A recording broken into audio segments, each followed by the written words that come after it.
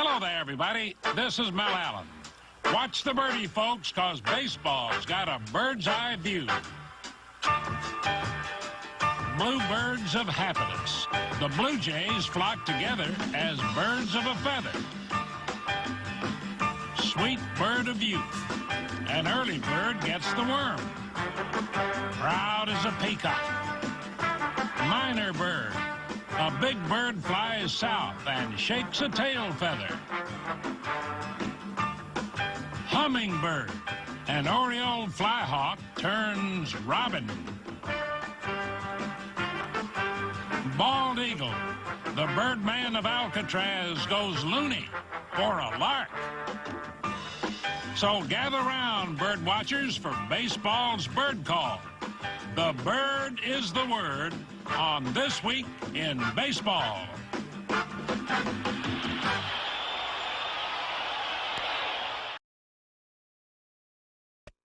National League focus. In Philadelphia, it's experience that counts. So this is a team of veterans, and they know what it takes to win ball games. So we go out there and we play as hard as we can every day. We do everything we can to win that particular ball game that day. Greg Gross won this particular ball game this day against St. Louis, getting 2 hits, 3 RBIs, and the game winner. The Phillies were 18-6 in games that Gross started. Next day, Mike Schmidt subdued Chicago.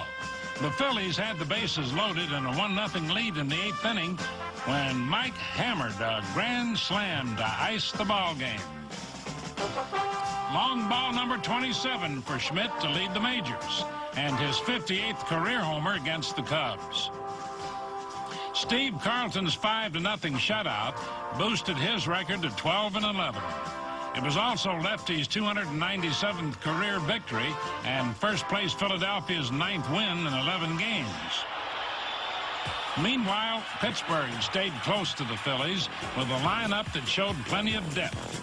Rookie outfielder Doug Frobel filled in for the injured Mike Easler and delivered a game winner in Montreal. Frobel followed that with 2 homers and back-to-back wins over New York.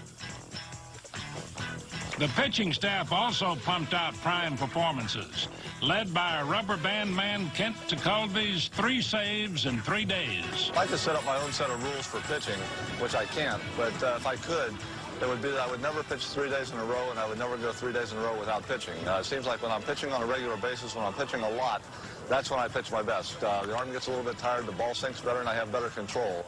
The Pirates took control of second place in the East with 5 straight wins, including a 3-game sweep of third-place Montreal.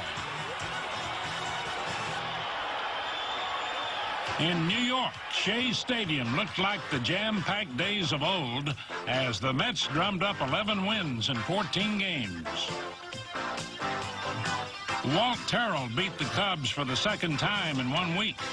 The 25-year-old rookie pitched a 4-hitter to even his record at 4-4. It was also his first shutout and first complete game in the majors.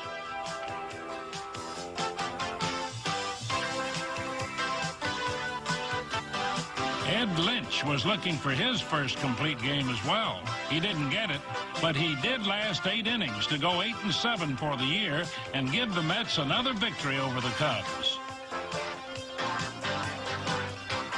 38-year-old Tom Seaver got his first win in a month and career win number 271. Also 8 strikeouts in 6 2/3 innings to shut down Chicago Town. Jesse Orosco continued to dazzle.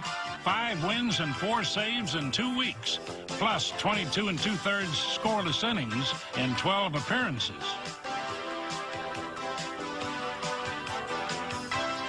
Danny Heap provided plenty of punch off the bench. The Heapster hit his 4th pinch hit homer of the year to lead the majors and give the Mets 11 overall, 1 shy of the big league record. George Foster also came through against the Cubs, unloading the 10th grand slam of his career and 19th homer of the year. And New York swept Chicago 3 straight for the 2nd time in 10 days.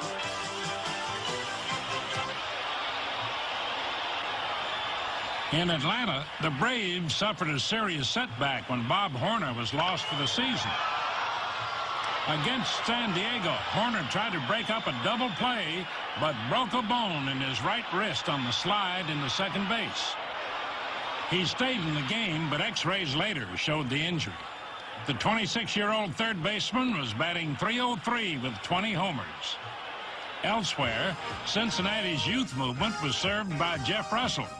The 21-year-old Cincinnati native pitched a 5-hitter in his major league debut to beat the San Diego Padres. Russell was leading the American Association in ERA when called up. He also hit a double and drove in a run, but it was not his first base hit at Riverfront. You see, while still in high school, Jeff Russell won a home run contest at the very same park.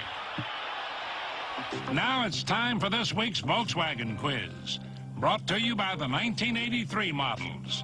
Nothing else is a Volkswagen.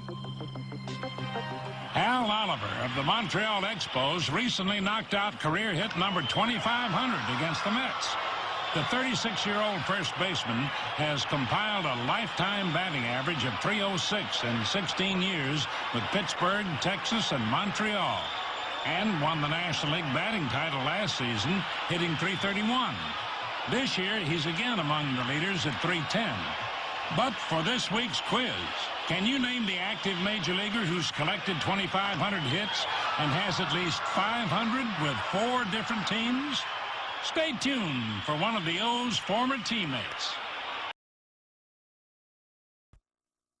American League handwriting on the ball in Toronto. The Blue Jays were looking to close in on the top spot in the East as they hosted 4 games with the Milwaukee Brewers, who had won 9 of 13 for a virtual first-place tie. The Blue Jays had lost 7 of 8 and then lost the opener, but they kept their cool. There is no extra pressure in a pennant race for a team like the Blue Jays. Confidence is being built every day we go on the field, and this is something that's going to last for a long time. These young players are realizing they're good players, and we're going to carry it on for a number of years. If we maintain consistency and keep level-headed, not get too high when we do win and too low when we do lose, why, maybe the schedule does favor us some in September. I'm not sure of that, but we're hanging tough right now, and we're going to give it our best shot. Barry Bonnell's been giving it his best shots, hitting around .310. And against the Brewers in the series' second game, he drove in his 46th run.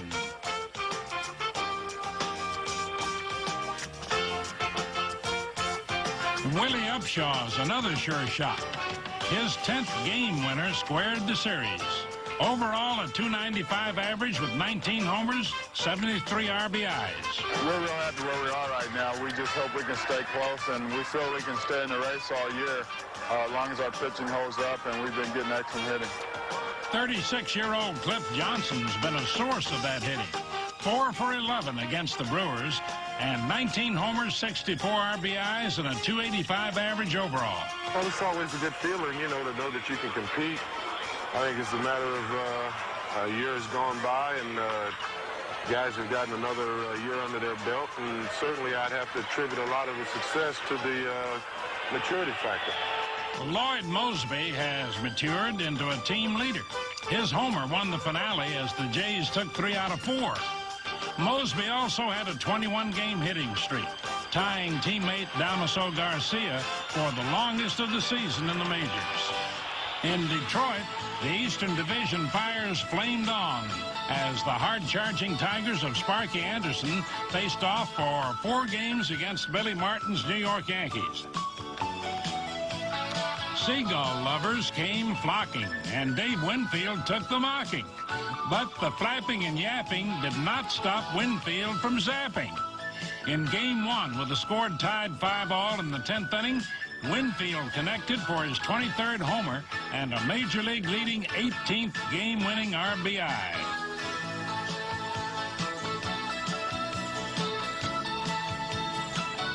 Goose Gossage had come on in the 7th and pitched 1-hit ball for 3 1/3 innings with 4 strikeouts.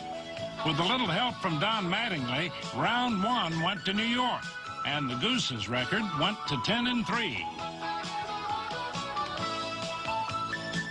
In Game 2, Winfield kept on winging with 2 more homers to tie for the league lead with 25. In the first 37 games after the All-Star break, Dave's hot streak would produce 12 homers and 47 RBIs. Alan Trammell helped prevent another Detroit defeat when he smacked his second homer of the game with 2 out in the bottom of the 9th. That tied the score and touched off a torrent of Tiger mania.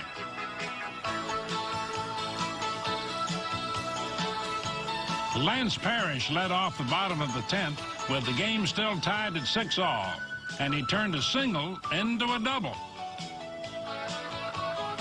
And then Big Wheel kept on turning.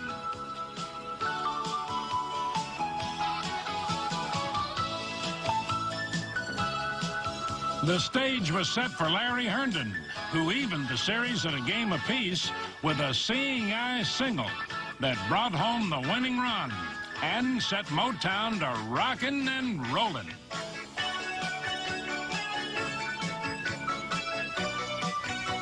Billy Martin was beside himself in Game 3 with the pitching of Jack Morris, who fanned 12 to lead the league in strikeouts.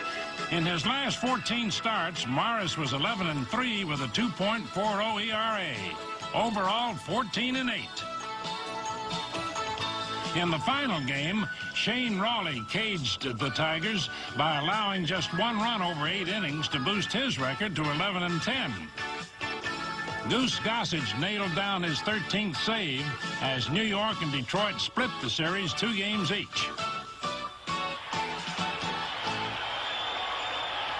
Over in the West, the Oakland A's were bebopping along with 9 wins in 12 games, thanks to some outstanding pitching.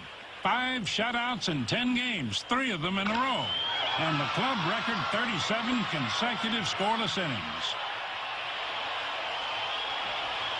In Chicago, sunny days for the White Sox. A 6.5-game lead in the West after a slow start. Well, I think the first 6 weeks we struggled as a club. Everybody struggled, and I think since after those 6 weeks, we have been a very consistent club in all departments. We still don't feel like we've been red hot. Everybody, like you get it really going sometimes where you can't do anything wrong. We don't think we really hit that streak yet. We've just been a consistent club now just about every day out for the last 3 months. Lamar Hoyt has been Mr. Consistency on the mound of late with 5 straight victories for a 15-10 record and the Major's first 15-game winner. He's also the American League's winningest pitcher over the last 2 seasons. I like to think of myself as being a little versatile. Like I can do anything that's called for. Like if I need to strike somebody out in a certain situation, I can do that. If I need a double play, I can get the double play. It's like the situation. Whatever situation, I feel like I can adjust to that situation. The White Sox adjusted to Billy Martin's Yankees just fine. They took Game 1 at Yankee Stadium and then sent a rejuvenated Floyd Bannister to the mound for Game 2. Bannister's been simply awesome since the All-Star break, winning 8 straight, including this one, and raising his once 3-9 record to 11-9, allowing just 13 earned runs in 56 1/3 innings. Harold Baines has been the main man in the clutch, collecting his 13th game-winning RBI. Julio Cruz has been the catalyst and a coach's delight. Having Juice Cruz was just a welcome addition to our ball club because we really didn't have a lot of team speed. Rudy Law he's second in the American League in stolen bases, and he's our main guy that makes things happen. But now he's got somebody down there batting 9th that would give us a pretty good, 9-1 combination. Rudy Law and Julio Cruz ranked 2nd and 3rd in the league in steals, with Law having 55, Cruz 48, a Chicago combo that helped the Sox to a 3-game sweep in New York. When we last left Baltimore's Len Cicada back in May, he was still in search of his first base hit ever against the White Sox. Cicada had gone without a hit against the Sox in 66 at-bats over a period of 7 seasons. Now that's what you call an O-fer. 0 for 66, that is. But alas, all streaks must stop. Sakata drilled a seventh-inning single against Chicago to finally break the jinx. His first base hit lifted a heavy burden. It also lifted the opposing pitcher right out of the ball game. Now, let's lift up the answer to this week's Volkswagen quiz. Rusty Staub of the New York Mets has almost 2,700 hits in his big league career, and he's had at least 500 hits with 4 of the 5 teams in which he's played. He got 792 in his first 6 years in the majors with Houston, 531 in 3+ years with Montreal, 582 in 4 years with Detroit, and 540 in his first go-around with the Mets, which lasted 4 years. The 39-year-old Staub got his 2,500th hit with Texas in 1980. Now in his 21st season, Rusty is still going strong with a 308 average this year. Oh, excuse me, my dear, not to disturb, but it's time to look lively. Hello. Time to step lively, too, because here's a messy meal of Major League misplays for your delight. But first of all, cue the bird. Okay, bird, now you've done your thing. Take wing. Shoo, shoo, flap, flap. Your wings. Get out of here. Looks like these folks are happy to show you how to do it. What a bunch of birds. Just kidding, Dave. Now, look if you dare at this flubbing and falling fielding affair.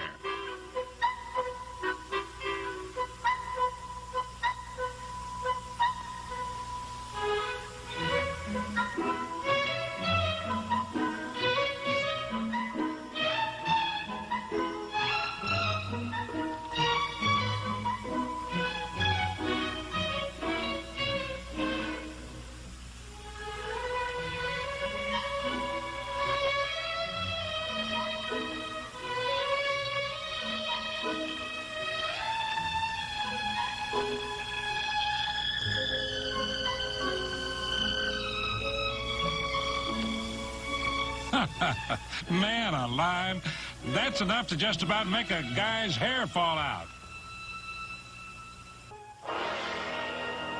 Now, folks, it's time to muscle down and get pumped up for some big league hands-on heroics. At the top, Ron Kittle of the White Sox. The Phillies, Von Hayes. The Dodgers, Mike Marshall. Tom O'Malley of the Giants. The Astros, Bill Doran.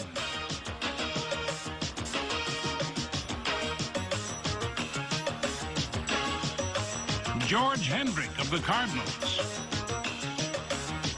The Braves, Dale Murphy. The Red Sox, Dwight Evans. Gary Reedus of the Reds.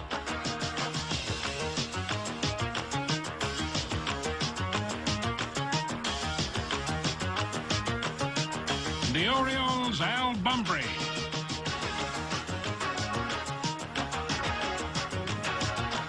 And the Reds one more time, Dwayne Walker. How about that? Now a look back. George Scott was a fixture at Fenway Park for more than 8 years. Nicknamed the Boomer, Scott blasted 271 home runs and drove in 1,051 runs in 14 seasons, almost all with Boston and Milwaukee. In 1975, he won the American League home run crown with 36 and the RBI title with 109. When he left the majors after the 79 season, Scott was just 8 hits shy of 2,000. But the Boomer wasn't through booming. Now 39, Scott is in his 4th season in the Mexican League, this year with the Poza Rica Petroleros. If anybody had told me that I would be in the Mexican League 15 years ago, I wouldn't have believed it. But I'm here, and it's been a super experience for me, and I think that's what life is all about, is experiences. The Boomers' big league experiences included a World Series that stands out. The highlight of my career was, of course, the Cinderella team that we had in 1967 in Boston that went on to play the St. Louis Cardinals in the World Series, and we lost in 7 games to Bob Gibson and the Cardinals in St. Louis. Big George can still hit, and last year finished 3rd in the batting race at .333, but he plans to make this season his last as a player. Right now, I'm looking for a career in managing. My plans are to stay in the States next year and try to get a single A or double A managing job or a minor league instruction job, batting coach or fielding instructor, whatever. But I plan to stay in the States next year. Good luck, Boomer. Hope to have you back. Finally, a pat on the back for Bob Watson, recipient of this week's Gillette Special. The Bull blasted a pinch-hit 2-run homer in the bottom of the 9th to give Atlanta an 8-7 victory over Los Angeles. It was the 7th game-winning RBI for the 37-year-old Watson, and it gave the first-place Braves a 6.5-game lead instead of a 4.5-game lead over the second-place Dodgers. Congratulations, Bull. And that's all for now, folks. See you next week on This Week in Baseball.